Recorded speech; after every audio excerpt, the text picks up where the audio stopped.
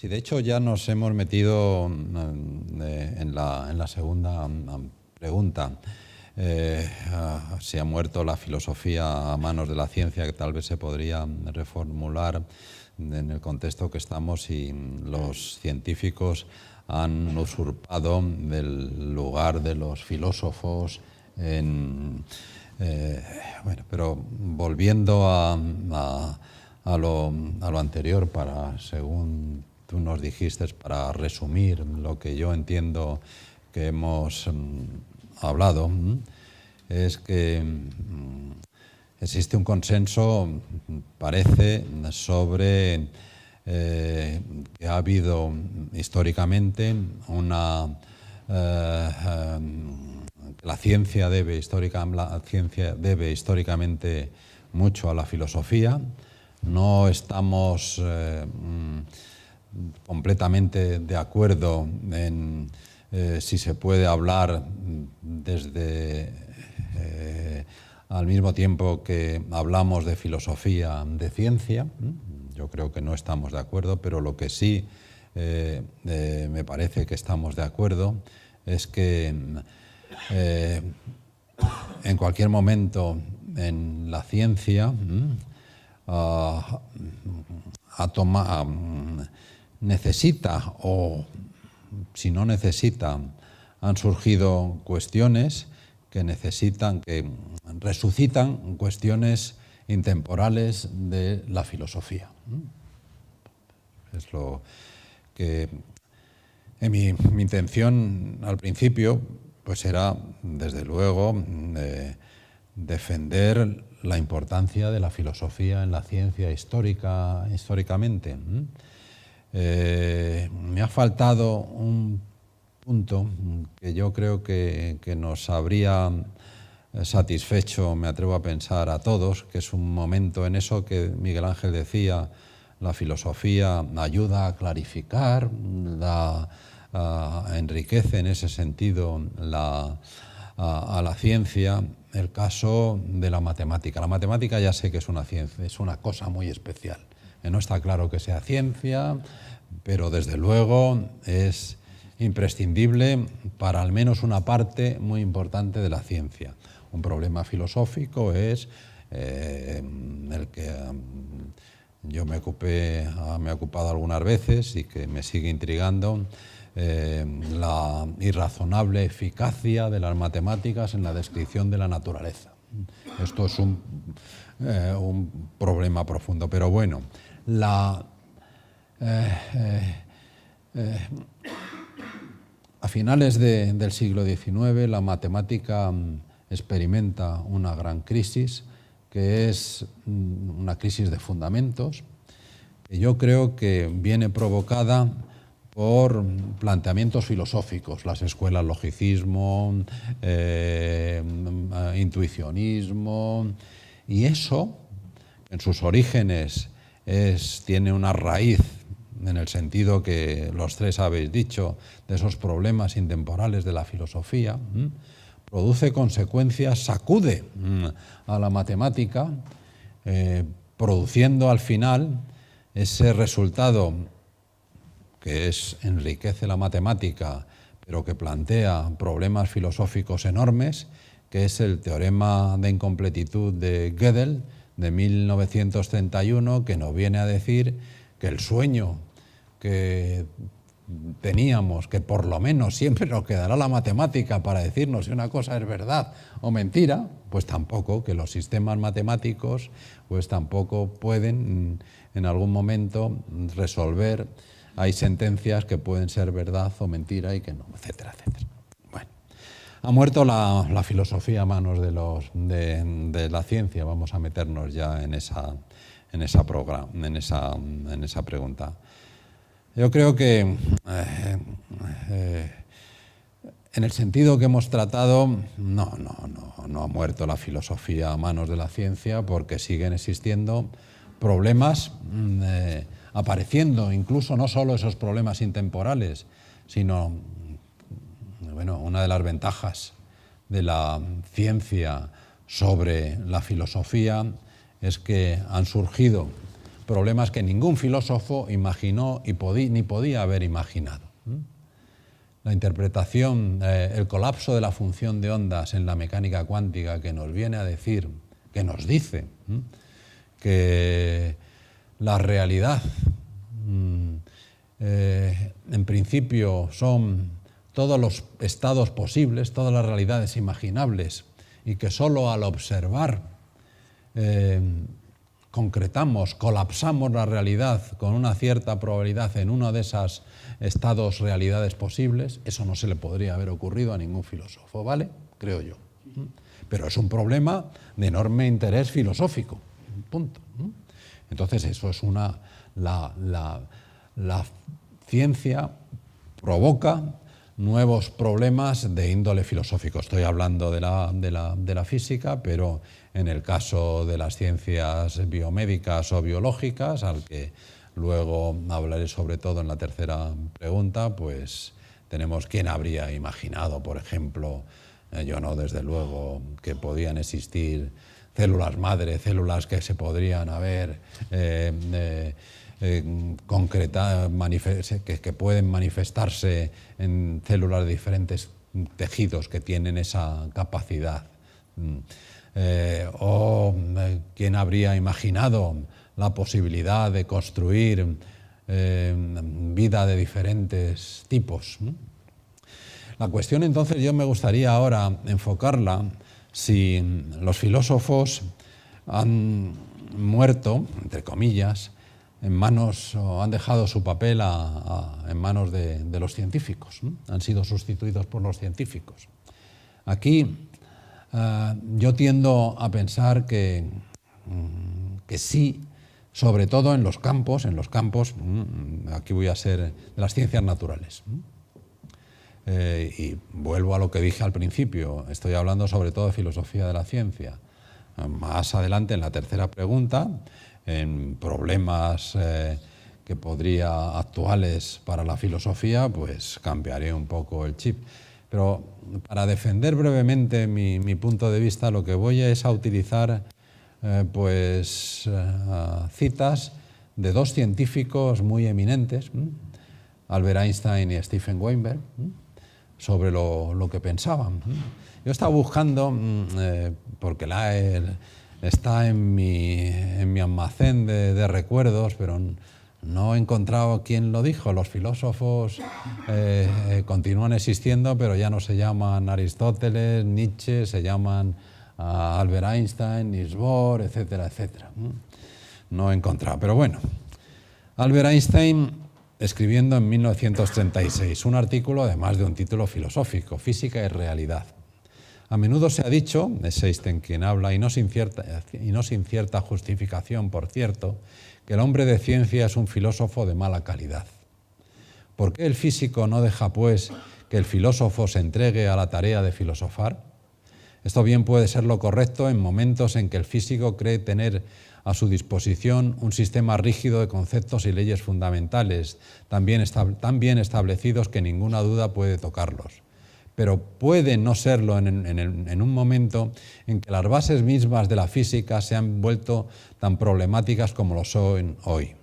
En tiempos como el presente, cuando la experiencia nos compele a buscar una nueva y más sólida fundamentación, el físico no puede simplemente entregar al filósofo la contemplación crítica de los fundamentos teóricos, porque nadie mejor que él, el físico, y en otros campos, digamos, el biólogo, el matemático, puede explicar con mayor acierto dónde le aprieta el zapato. En su búsqueda de un nuevo fundamento, el físico se verá obligado a poner bien en claro hasta qué punto están justificados y constituyen verdaderas necesidades los conceptos que utiliza. Lo que está diciendo aquí es que los filósofos pueden ser de utilidad para teorías, para sistemas bien establecidos, para purificarlos, para ordenarlos, para sacar algunas de sus consecuencias, pero cuando la cosa se pone realmente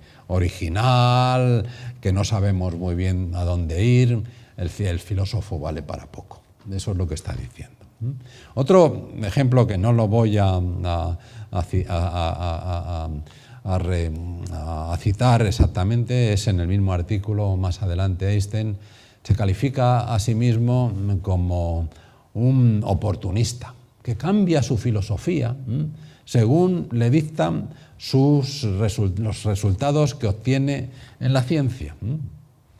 En un principio, y esto tiene que ver con lo que decía cuando Heisenberg le dice, pero maestro, joder, que es que lo que estoy haciendo lo que usted me dijo, las recetas filosóficas que usted me dijo. Y él le dice, un buen chiste no se puede repetir dos veces. El Einstein magiano termina siendo un oponente absoluto a Mach. ¿Por qué? Porque al desarrollar, y esto la secuencia es Einstein en 1905, relatividad especial. Entonces encuentra que hay dos fuerzas en 1905 reconocidas: el electromagnetismo y la gravitación. El electromagnetismo, que se describe mediante las leyes de Maxwell, es relativista especial, ningún problema. Pero la gravitación, que se describe mediante la gravitación universal de Newton, no es compatible con los requisitos de la relatividad especial. Entonces Einstein se pone a tratar de buscar comportándose como un físico, como un científico, nada nada hasta cierto punto, de filosofía, a tratar de construir una teoría relativista de la gravitación. En un momento determinado, pero auxiliado por un experimento ideal, el del ascensor ese, pues eso le lleva a meter, a generalizar, ahí podemos decir una cierta influencia filosófica, el principio de relatividad restringida al principio de relatividad general. Pero sea como sea, en 1915 Einstein produce su teoría de la relatividad general que, chico, esto no encaja bien con el punto magiano, porque es una teoría de campos. El concepto de campo es anatema para los que defienden una teoría operacionalista basada en sensaciones, porque el concepto de campo, el campo está definido en todos los puntos del espacio, mientras que un magiano dice solo aquí, donde yo puedo medir. Entonces, ¿qué pasa con Einstein? Que cambia su filosofía de la ciencia completamente y se convierte en el idealista, que resulta el oponente a la mecánica cuántica, etcétera, etcétera. Y esto,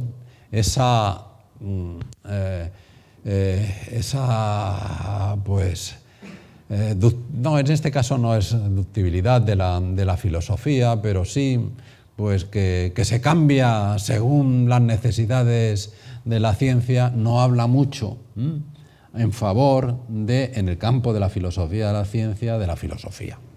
Mi otro ejemplo es el de Stephen Weinberg. Esto es brutal lo que dice. De Stephen Weinberg no es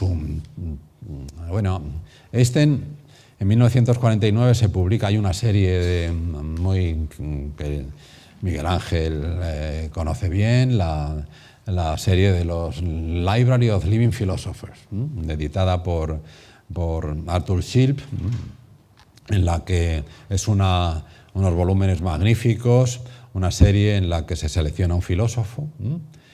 Primero este filósofo se le invita a una especie de autobiografía filosófica, luego una serie de personas escriben artículos comentando o criticando su filosofía y al final el filósofo responde a sus críticos. Volúmenes de esa serie están dedicados a Russell, a Carnap, a Karl Popper, a Broad, y solo hay un científico, Albert Einstein, y además se llama Albert Einstein Philosopher Scientist. Realmente, desde el punto de vista del que estoy diciendo, debía ser Scientist Philosopher, pero bueno, es en algún sentido filósofo. El artículo de Einstein, Podolsky y Rosen, que Miguel Ángel ha recordado, de 1935, es la repanocha desde ese punto de vista, porque los tíos definen lo que es la realidad. O sea, que ese, desde luego, es de libro, en el sentido, pero son físicos, son científicos, no filósofos los que se plantean. No, nada. Pero el ejemplo que voy a poner ahora, el de Stephen Weinberg, la cita, no se puede decir que Weinberg sea un científico filósofo en el sentido de Einstein. Pero sí es un individuo que vive todavía, premio Nobel de Física en 1979 por sus contribuciones a a la teoría de la unificación del campo electromagnético, la interacción débil, la teoría electrodébil. Pues en un libro que es muy conocido, El sueño de una teoría final, un título también con connotaciones filosóficas, aunque en realidad el libro lo que es un intento de defender la construcción del superacelerador, supercollider, que como es bien sabido también, el Congreso de Estados Unidos abortó diciendo hasta aquí hemos llegado, ya no gastamos más dinero, se lo vamos a dar este dinero a los... Es un momento de cuando cambia el paradigma de la física a las ciencias biomédicas, se lo vamos a dar a los National Institute of Health. En ese libro de Weinberg hay un capítulo que yo recomiendo que se titula Contra la filosofía. Toma, Jeroma, leo. ¿Puede la filosofía proporcionarnos alguna guía hacia la teoría final? El valor actual que tiene la filosofía para la física me parece análogo al valor que tuvieron las primitivas ciudades-estado para sus pueblos. No es muy exagerado decir que hasta la introducción del servicio de correos, el principal servicio de las ciudades-estado consistía en proteger a sus pueblos de otras ciudades-estado. Las intuiciones de los filósofos han beneficiado en ocasiones a los físicos, aunque generalmente mediante una actitud negativa, protegiéndolos de los prejuicios de otros filósofos. Yo no llegaría tan lejos, pero bueno. Esto no supone negar todo valor a la filosofía, gran parte de la cual no tiene nada que ver con la ciencia. Ni siquiera pretendo negar todo el valor a la filosofía de la ciencia. En sus mejores momentos me parece una glosa agradable sobre la historia y los descubrimientos de la ciencia. Pero no deberíamos esperar que proporcione a los científicos de hoy ninguna guía útil sobre cómo proceder en su trabajo o sobre lo que pueden llegar a descubrir. Podría seguir, pero no hace falta. Y es que ahora vuelvo a lo que decía al principio. En esa, desgraciadamente, lo que tú, Fernando, decías, que yo comparto, esos problemas intemporales o unos que surgen y que tienen una gran dimensión filosófica y que no solo se limitan, aunque yo estoy hablando aquí de la filosofía de la ciencia, sino que mencionaré en la próxima pregunta, por ejemplo, al derecho. Desgraciadamente, pues durante una parte importante, que yo no sé si continúa ahora, de la segunda mitad del siglo XX, se convirtió la reflexión o la investigación filosófica en algo académico. Os voy a leer ahora una frase de un libro filosófico, ya termino, sí, esto termino, un libro de un filósofo de la ciencia, Andrew Pickering, de Constructing Quarks, la construcción de los quarks. Es de 1983. Y dada su formación extensiva en las sofisticadas técnicas matemáticas, la preponderancia de las matemáticas en las explicaciones de la realidad que dan los físicos de partículas, no es más difícil de explicar que el apego de los grupos étnicos a sus propias lenguas nativas. Desde el punto de vista defendido en este capítulo, no pesa ninguna obligación sobre nadie de construir una imagen del mundo para tener en cuenta lo que la ciencia del siglo XX tiene que decir. Yo no entiendo nada. Y desde luego sí entiendo lo que dice al final, que no hay obligación de construir una visión del mundo para tener en cuenta lo que la ciencia del siglo XX tiene que decir. Pues esto es un ejemplo de academicismo perverso. Y en ese sentido, pues la ciencia, la filosofía, y en los límites que yo estoy estableciendo, ciertamente murió o sufrió enormemente. Es mejor decir esto, ha sufrido mucho frente a sus propios profesionales, los filósofos. Javier. Bueno, ahora, espero que ahora se oiga más, porque es que estaba cerrado el micrófono. Yo lo sostenía con gran pasión, pero no. Bueno, a mí me parece muy interesante porque la segunda pregunta, que es ¿ha muerto la filosofía en manos de la ciencia?, la ha convertido José Manuel. Han muerto los filósofos en manos de científicos. Creo que es mucho más adecuado esto último que lo primero. Sí. Vamos a ver. Yo recuerdo una vez que me explicaron en Alemania un hecho que consideré que era sorprendente, y es que a principios del siglo XIX un individuo, un catedrático de filosofía de la Universidad prusiana, puso como condición para aceptar una cátedra que nadie ganara más que él. Era una posición filosófica. Era Hegel. Hegel consideraba que era el que más tenía que ganar porque era el Viernes Santo de la filosofía. Entonces, lógicamente, pues no se podía tolerar que nadie ganara como él. Ningún médico, ningún otro filósofo podía ganar como Hegel. Entonces se produjo una desbandada de científicos fuera de Prusia y algunos reinos, como por ejemplo el reino de Baviera, se benefició de esa huida. Por ejemplo, el bueno de Georg Ohm acabó siendo profesor de la Universidad de Múnich y eso ennobleció mucho a la Universidad de Múnich. Es decir, en ese sentido partimos de una arrogancia filosófica que podríamos llamar la arrogancia hegeliana, ¿no? Que no solamente tiene que convertirse un individuo en preponderante en el pensamiento, sino también en el sueldo, que es algo fundamental.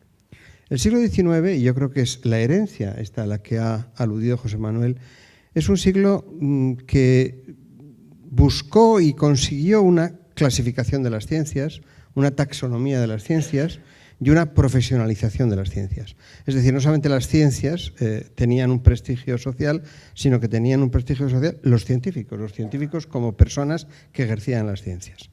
El problema es que el prestigio de los filósofos sufrió bastante.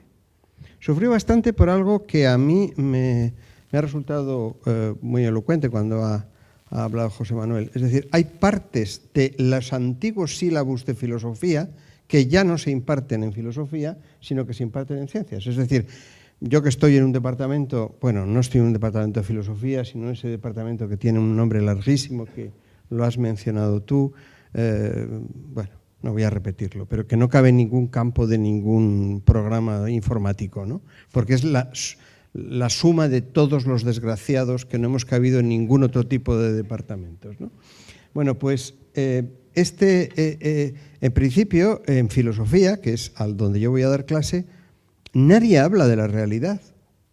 Vamos, hablan de la realidad, pero una realidad que uno no identificaría si se mete en clase, ¿no?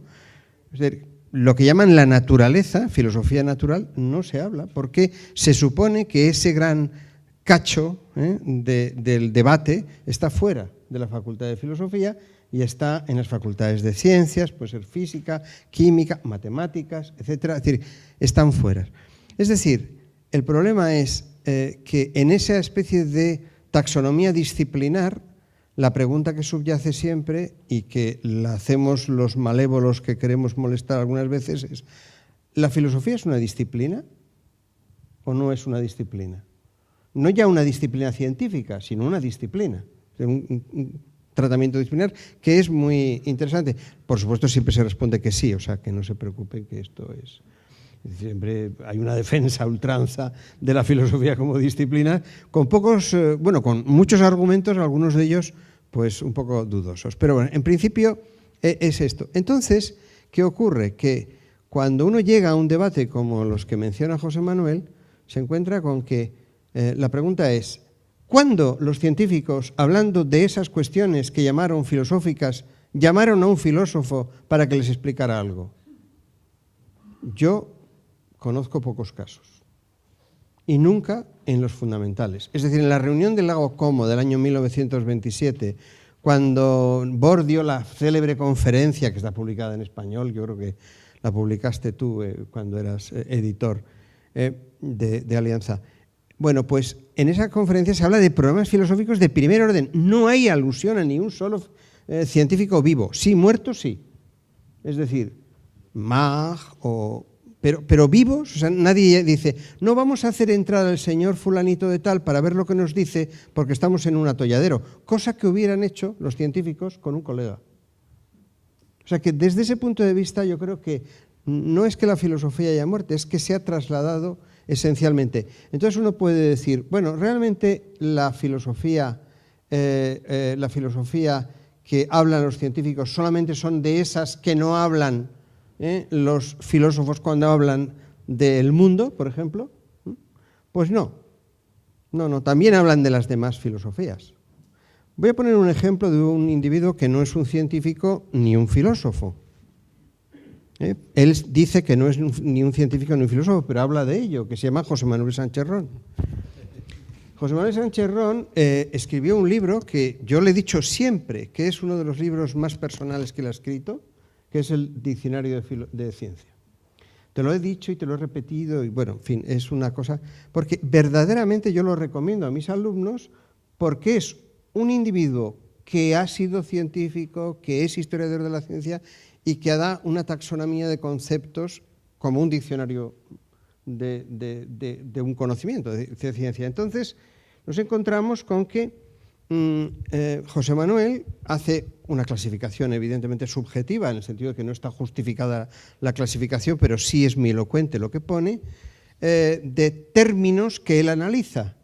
Y los términos que él analiza, bueno, hay autores científicos, entre los cuales está, a mí el que más me ha llamado la atención es Alzheimer. Lo cual es muy elocuente, ¿no? Que uno ponga Alzheimer porque, bueno, pues es un individuo que estudia cosas verdaderamente fundamentales. Pero después está Darwin, Dirac, Einstein, Galileo, Helmholtz, Maxwell y filósofos solo 3, Aristóteles, Leibniz y Popper. Yo no sé si citas más, digamos como entrada, pero no. Pero después resulta que hay cuestiones en ciencia que son importantes. Por ejemplo, muerte. ¿Ha muerto la filosofía? Bueno, pues tú hablas de la muerte como un tema típicamente de un diccionario de ciencia. Por ejemplo, infinito. Por ejemplo, Chanel 5, que es uno de los términos que más me gusta. ¿Por qué? Porque no es broma. O sea, no es un término broma, es un término fundamental. ¿Por qué? Porque habla de uno de los grandes problemas filosóficos de la ciencia, de la química del siglo XX, que es el problema del ersatz, el problema de la sustitución, el problema de la construcción de productos en laboratorios que después parece que son naturales, porque si a uno le dicen que el Chanel es un perfume construido a través de un principio, como tú demuestras, que sale de las fábricas y no sale de los pétalos de rosas y cosas de este estilo, indica que es el gran problema filosófico de la química del siglo XX, el problema de la sustitución, el problema de la creación, la formación, pues digo creación en un sentido débil, de la formación de un principio. Con lo cual puede uno decirse que en la ciencia, bueno, hay más términos, por ejemplo, mujeres y ciencia, militarismo científico, pero que esto ya lo veremos, supongo que lo veremos en la tercera parte. Es decir, que realmente no es la filosofía la que ha muerto a manos de la ciencia, pero sí la filosofía como disciplina. Ha quedado una disciplina que tú has mencionado, que es la filosofía científica, es decir, la filosofía que procede del Círculo de Viena, etcétera. Pero incluso esa filosofía es una filosofía de menor cuantía para un científico. Es decir, en ese sentido entiendo a Weinberg, que dice, bueno, pues verdaderamente glosan las cosas, ¿no? Pero realmente no deciden nada. O sea, en ese sentido, en los términos, en los ámbitos donde la filosofía, donde la ciencia tiene algo que decir, difícilmente lo dice la ciencia. Curiosamente, a lo mejor lo tiene en otros ámbitos. En otros ámbitos sí, pero en esos epistémicos no. En esos epistémicos sí que ha muerto y además el cadáver está frío. Muy bien, gracias. Sí. No, Javier y yo estamos demasiado de acuerdo. Yo efectivamente voy a enfocar el tema freudiano de esta pregunta, ¿no? De si ha muerto el padre o la madre a causa del hijo y el hijo mata a la ciencia, mata a la filosofía. Bueno, es una cuestión complicada, pero lo que quiero decir sobre todo es que independientemente de que la ciencia mate a la filosofía, la ciencia tiene una cierta tendencia suicida.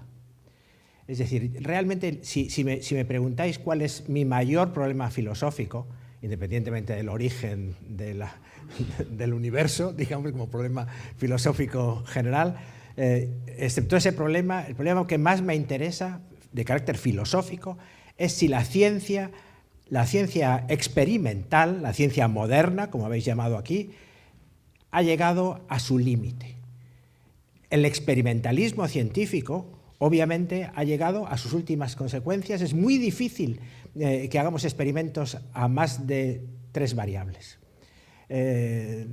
La posibilidad de hacer experimentos en nuestros días, experimentos significativos, particularmente en biología, que es lo mío, es virtualmente imposible a causa de la concausalidad y de la influencia de los frames, de los marcos, en este caso biológicos, que rodean los fenómenos biológicos. Realmente, dentro de poco, yo predigo que la ciencia no sabrá qué hacer en los laboratorios porque nada tendrá suficiente significación para responder a las preguntas que nos planteamos. Eso es una pregunta filosófica. Es decir, ¿es posible que haya llegado el fin de la experimentación a causa de que no somos capaces de colocar juntos la miríada de elementos interactivos que se requieren para explicar los fenómenos complejos? Una de las cosas que a mí me ha molestado siempre, aunque al tiempo la admiro, de la filosofía, es esta tendencia que tú has comentado, axiomática, y tú me parece que has dicho quitar todo lo accesorio. Pero quitar todo lo accesorio, esa simplificación, también los que me conocen saben que odio la simplicidad. Las bacterias me han enseñado a odiar la simplicidad. O sea, realmente todo lo que veo y todo lo que veo todos los días es tan complejo que soy incapaz de no ya experimentar, sino conceptualizar e incluso representar, excepto quizá por vía metafórica, como se ha planteado en otro sentido. Pero en fin, esa es una pregunta, digamos, la ciencia se está autosuicidando, lo que hacemos, la genética molecular, la creación de seres vivos artificiales, eso es pura analítica y pura expansión del campo de objetivación de fenómenos, es la anatomía de la ciencia. Estamos explotando anatomías microscópicas y moleculares, pero no entendemos más de lo que entendíamos hace un cierto número de años. No entendemos profundamente las cosas porque requerimos, digamos, esa especie de constelación interactiva, este network de interacciones que explican la realidad. Perdón por la palabra realidad, pero quiero decir, ese es un comentario acerca del suicidio. La ciencia puede matar a la filosofía, pero también se mata a sí mismo al avanzar. Hay que pedir perdón cuando se habla de la realidad. Sí. Bueno, porque siempre es relativa a lo que uno está hablando. Un par de comentarios, sí, hay. En primer lugar, yo como tú creo que la ciencia tendrá su fin. De hecho, la única vez que me he animado a escribir una cosa parecida a una novela, que no lo era, pero era para defender precisamente pues, que llegará un momento en que nuestra capacidad de resolver problemas, que no es lo mismo que no existan problemas, pues llegará a su límite y en ese sentido pues morirá la ciencia, no por ejemplo pues proyectos tecnológicos como que pueden interesar mucho, establecer una colonia en Plutón o yo qué sé. Así que lo que pasa que yo situaba eso mucho más lejos en el futuro, no lo vislumbro tan cerca como tú. Ahora vuelvo a eso. En favor de lo que tú estás diciendo, también es que, y frente a lo que muchas personas, el público, piensa, por ejemplo, la ciencia ya resolverá el problema de las energías, etc. La ciencia, una de las cosas que hace es identificar límites. No se puede superar la velocidad de la luz, no se puede observar más allá de unas ciertas dimensiones, o sea que es ir poniendo fronteras. Vale.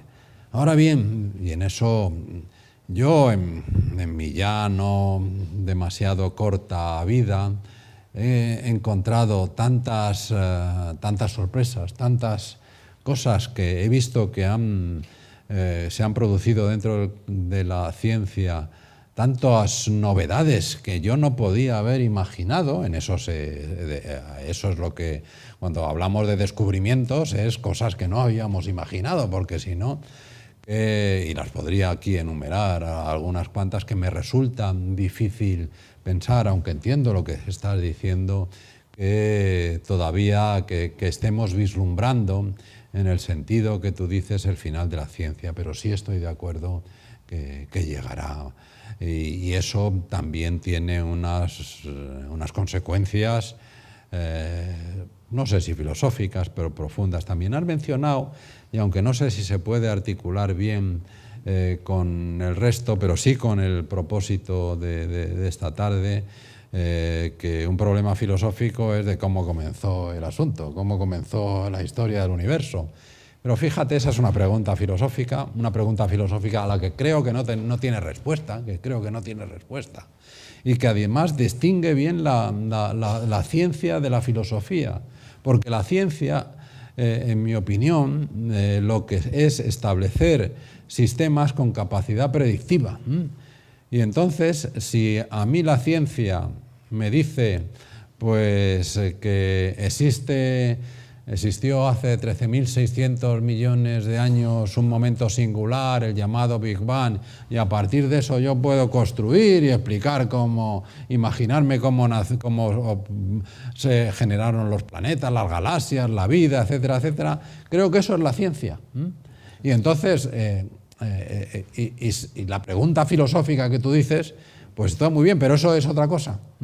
Porque creo que no tiene solución, y además, creo que no tiene solución, y aquí además es una cosa que repito muchas veces, naturalmente creo que no tiene solución, pero toda pregunta que nos planteamos responde a una cuestión razonable.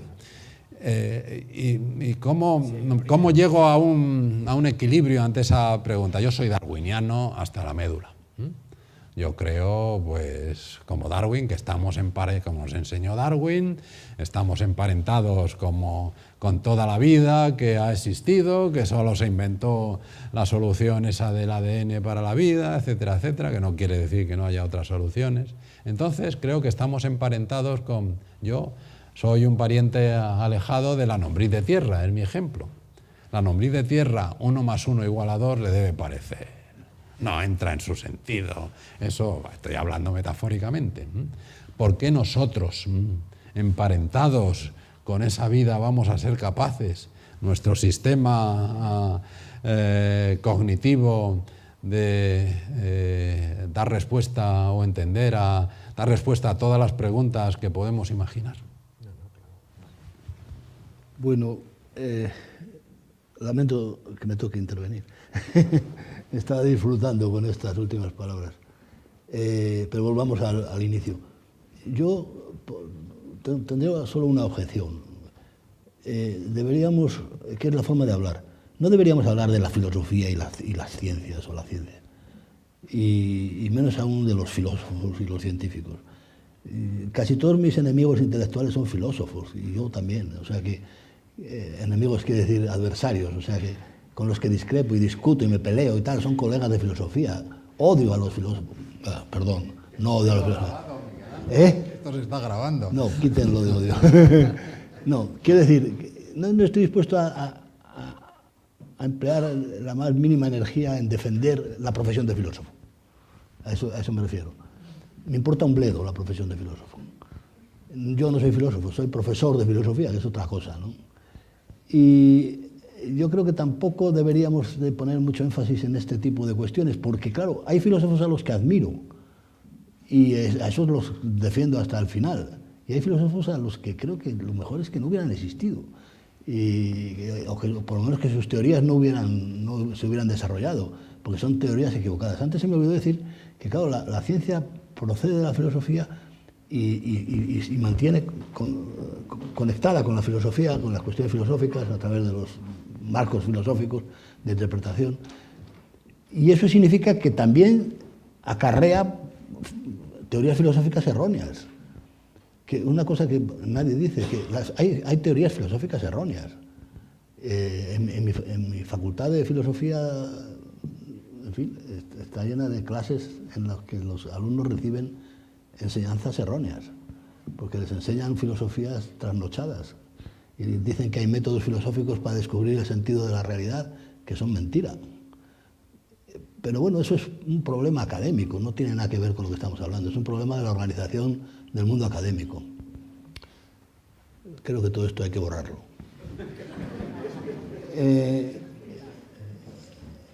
En cambio, lo que yo sí creo es que las cuestiones filosóficas no van a desaparecer como consecuencia del desarrollo del conocimiento científico, sino que se van a plantear otro tipo de cuestiones. Y las podrán resolver los filósofos si están bien entrenados. Y si no, pues habrá que entrenar a filósofos en el campo de las ciencias, del conocimiento científico, para que puedan dar respuesta a este tipo de problemas, en vez de entrenarlos solamente en el campo de la literatura o de otras disciplinas académicas, ¿no?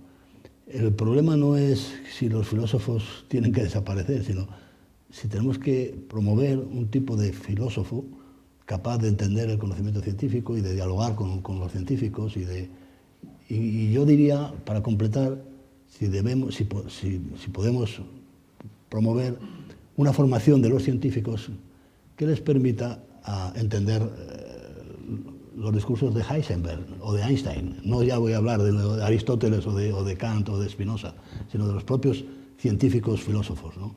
Y yo creo que esto ya nos lleva a la tercera pregunta, o sea que lo dejo planteado. Sí, yo creo que podemos pasar a la tercera pregunta.